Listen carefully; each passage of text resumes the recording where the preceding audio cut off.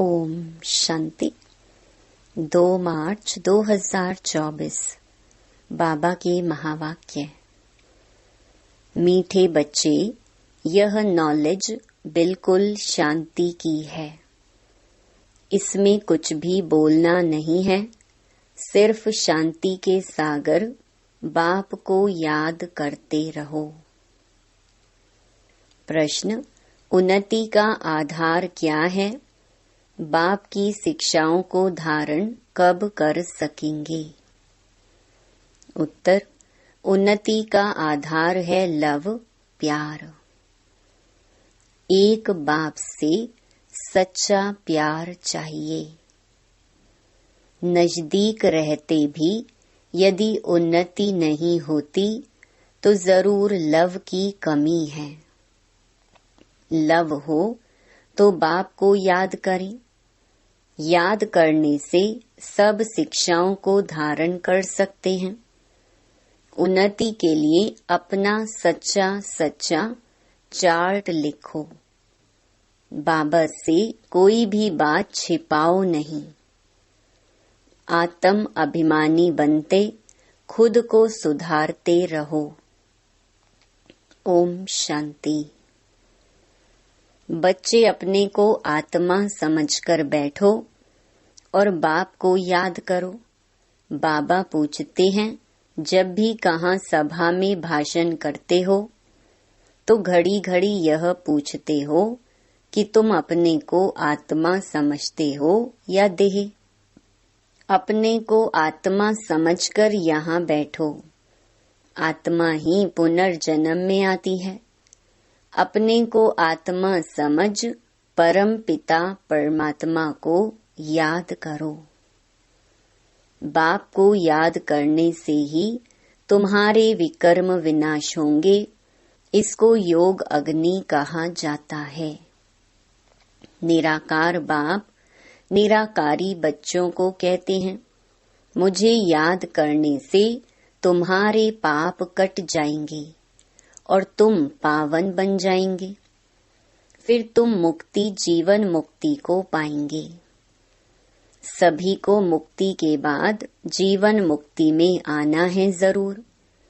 तो घड़ी घड़ी यह कहना पड़े कि अपने को आत्मा निश्चय करके बैठो। भाइयों और बहनों, अपने को आत्मा समझ बैठो और बाप को याद करो। यह फरमान बाप ने ही दिया है। यह है याद की यात्रा। बाप कहते हैं, मेरे साथ बुद्धि का योग लगाओ तो तुम्हारे जन्म जन्मांतर के पाप भस्म हो जाएंगे।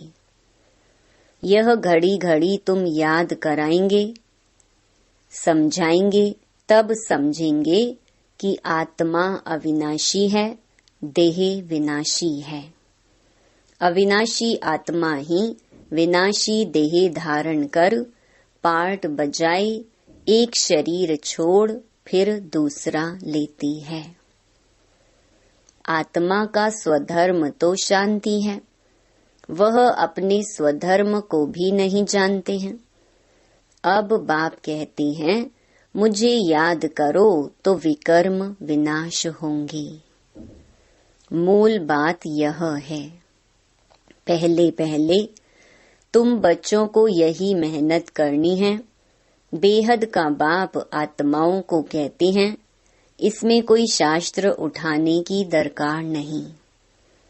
तुम गीता का मिसाल देते हो तो भी कहते हैं, तुम सिर्फ गीता उठाते हो, वेदों का नाम क्यों नहीं लेते हो?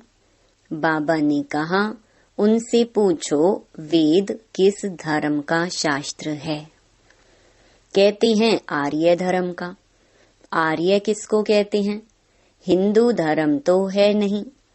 आदि सनातन तो है ही देवी देवता धर्म। फिर आर्य कौन सा धर्म है? आर्य तो आर्य समाजियों का धर्म होगा। आर्य धर्म तो नाम ही नहीं है। आर्य धर्म किसने स्थापन किया? तुमको वास्तव में गीता को भी नहीं उठाना है। पहली बात है, अपने को आत्मा समझ बाप को याद करो तो सतो प्रधान बन जाएंगे। इस समय सब हैं तमो प्रधान। पहले पहले तो बाप का ही परिचय देना है, महिमा भी बाप की करनी है। यह भी तुम तब कह सकेंगे जब तुम खुद बाप को याद करते होंगे। इस बात की बच्चों में कमजोरी है। बाबा हमेशा कहते हैं, याद की यात्रा का चार्ट रखो। दिल से हर एक पूछे, हम कहाँ तक याद करते हैं। तुम बच्चों की दिल में अथाह खुशी रहनी चाहिए। तुमको अंदरूनी खुशी होगी तो दूसरों को भी समझाने का असर होगा। पहली मूल बात यही कहना है कि भाइयों और बहनों, अपने को आत्मा समझो। ऐसे और कोई सत्संग में नहीं कहेंगे। वास्तव में सत्संग कोई है नहीं। सत का संग एक ही है, बाकी है कुसंग। यहाँ है बिल्कुल नई बात। वेदों से तो कोई धर्म स्थापन हुआ ही नहीं है, तो हम वेदों को क्यों उठाएं? कोई में भी यह नॉलेज है नहीं। खुद ही कहते हैं नेति नेति, अर्थात हम नहीं जानते हैं। तो नास्तिक हुए ना। अब बाप स्वयं कहते हैं आस्तिक बनो, अपने को आत्मा समझो। यह बातें गीता में कुछ हैं, वेदों में है नहीं। वेद उपनिषद तो ढेर हैं। अब वह किस धर्म का शास्त्र है? मनुष्य तो अपनी बातें करते हैं, तुमको किसका भी सुनना नहीं है। बाप तो सहज समझाते हैं, अपने को आत्मा समझ बाप को याद करो तो पावन बन जाएंगे। इसलिए वर्ल्ड की हिस्ट्री ज्योग्राफी को जानना है। तुम्हारा यह त्रिमूर्ति गोला है मुख्य। इनमें सब धर्म आ जाते हैं। पहले पहले है देवी देवता धर्म। बाबा ने कहा है, त्रिमूर्ति गोला बड़ा बड़ा बनाकर दिल्ली के मुख्य स्थान पर, जहां आना जाना बहुत हो, वहां लगा दो। टिन शीट पर हो, सीढ़ी में तो और धर्मों का नहीं आता है। मुख्य यह दो चित्र हैं, समझाना ही इस पर है। पहले है बाप का परिचय। बाप से ही वर्षा मिलता है। इस बात का निश्चय कराने बिगर तुम्हारा कुछ भी कोई समझ नहीं सकेगा। एक बाप को ही नहीं समझा है तो दूसरे चित्रों पर ले जाना ही फालतू है। अलफ को समझने बिगर कुछ भी समझेंगे नहीं। बाप के परिचय बिगर और कोई भी बात ना करो। बाप से ही बेहद का वर्षा मिलता है। बाबा ख्याल करता है, ऐसी सहज बात क्यों नहीं समझते हैं। तुम्हारी आत्मा का बाप वह शिव है, उनसे ही वर्षा मिलता है। तुम सब आपस में ब्रदर्स हो। जब इस बात को भूलते हो तब तमो प्रधान बन जाते हो। अब बाप को याद करो तो सतो प्रधान बन जाएंगे।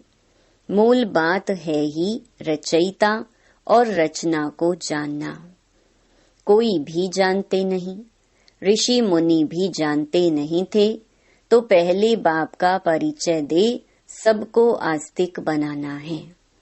बाप कहते हैं, मुझे जानने से तुम सब कुछ जान जाएंगे। मुझे नहीं जाना तो कुछ भी तुम समझेंगे नहीं। मुफ्त तुम अपना समय वेस्ट करते हो। चित्र आदि भी जो ड्रामा अनुसार बने हैं वही ठीक है, परंतु तुम इतनी मेहनत करते हो फिर भी किसकी बुद्धि में बैठता नहीं है। बच्चे कहते हैं, बाबा क्या हमारे समझाने में कोई भूल है? बाबा फट से कह देते, हाँ भूल है। अलफ को ही नहीं समझा है तो फट से रवाना कर दो। बोलो, जब तक बाप को नहीं जाना तब तक तुम्हारी बुद्धि में कुछ भी बैठेगा नहीं।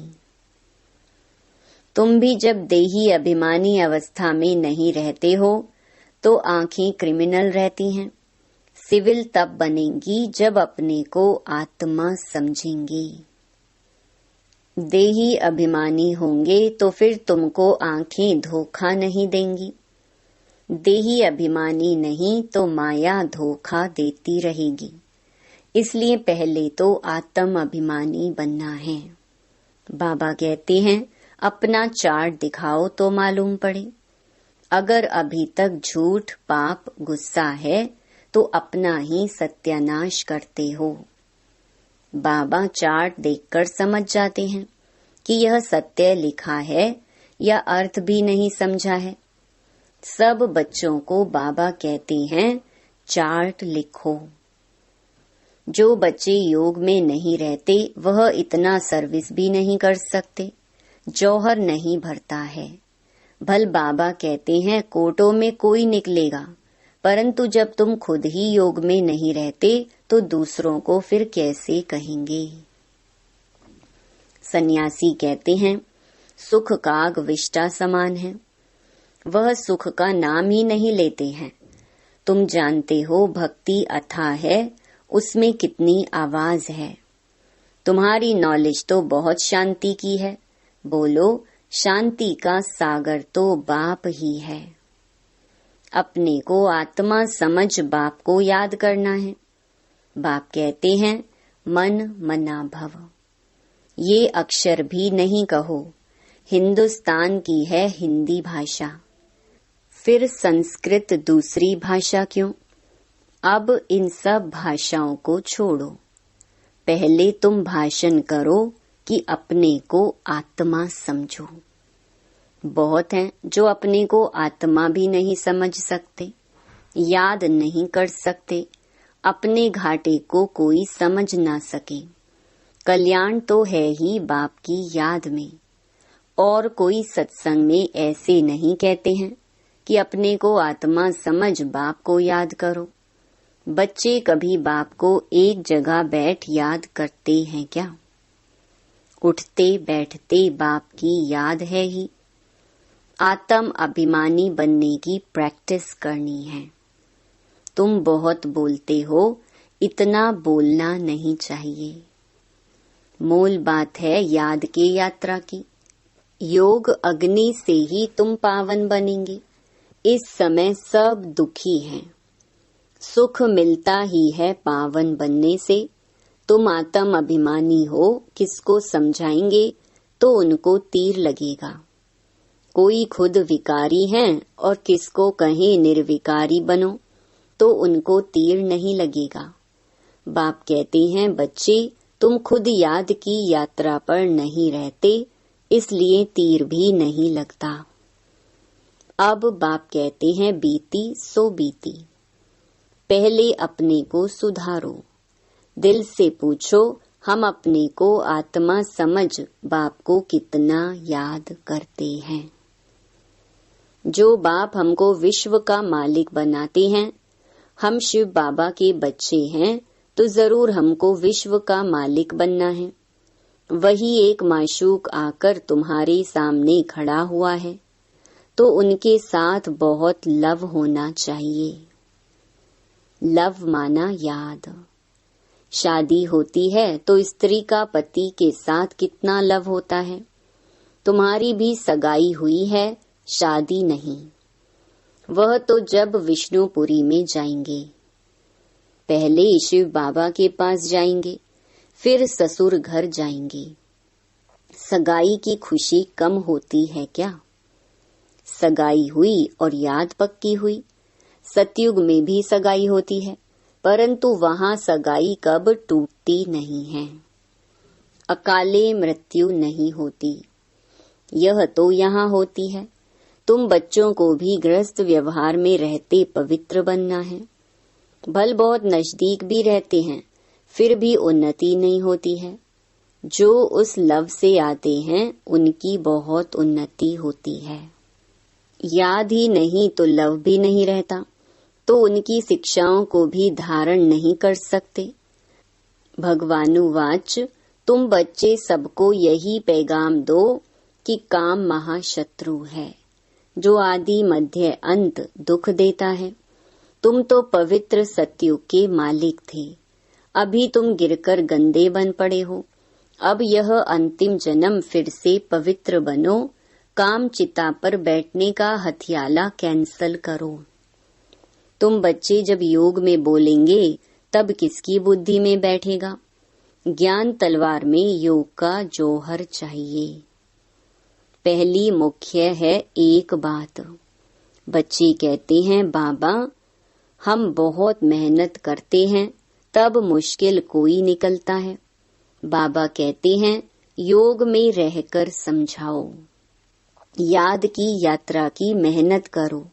रावण से हारकर विकारी बने हो, अब निर्विकारी बनो।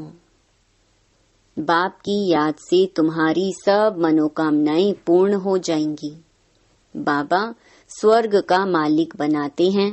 बाबा डायरेक्शन तो बहुत देते हैं, परंतु बच्चे अच्छी तरह कैच नहीं करते हैं और बातों में चले जाते हैं। मुख्य तो बाप का पैगाम दो, परंतु खुद ही याद नहीं करेंगे तो दूसरों को कैसे कहेंगे? ठगी नहीं चलेगी। दूसरों को कहीं विकार में नहीं जाओ, खुद जाएं तो जरूर दिल खाएगी। ऐसे भी ठग हैं, इसलिए बाबा कहते हैं मोल बात है ही अल्फ। अल्फ को जानने से तुम सब कुछ जान जाएंगे, अल्फ को ना जानने से तुम कुछ भी समझ नहीं सकेंगे। अच्छा, मीठे मीठे सिके लधे बच्चों प्रति मात पिता बाप दादा का याद प्यार और गुड मॉर्निंग। रूहानी बाप की रूहानी बच्चों को नमस्ते। धारणा के लिए मुख्य सार। पहला, अंदरूनी बाप के याद की खुशी में रहकर फिर दूसरों को बाप का परिचय देना है। सबको एक बाप की महिमा सुनानी है। दूसरा, आत्म अभिमानी बनने की बहुत प्रैक्टिस करनी है, बहुत बोलना नहीं है। बीती सो बीती कर पहले स्वयं को सुधारना है। याद की यात्रा का सच्चा चार्ट रखना है। वरदान, ब्राह्मण जीवन में वैरायटी अनुभूतियों द्वारा रमणीकता का अनुभव करने वाले संपन्न आत्मा भव। जीवन में हर मनुष्य आत्मा की पसंद वैरायटी है, तो सारे दिन में भिन्न भिन्न संबंध, भिन्न भिन्न स्वरूप का वैरायटी अनुभव करो, तो बहुत रमणीक जीवन का अनुभव करेंगे।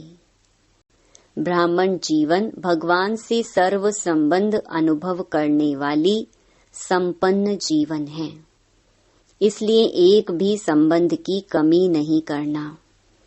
अगर कोई छोटा या हल्का आत्मा का संबंध मिक्स हो गया तो सर्व शब्द समाप्त हो जाएगा।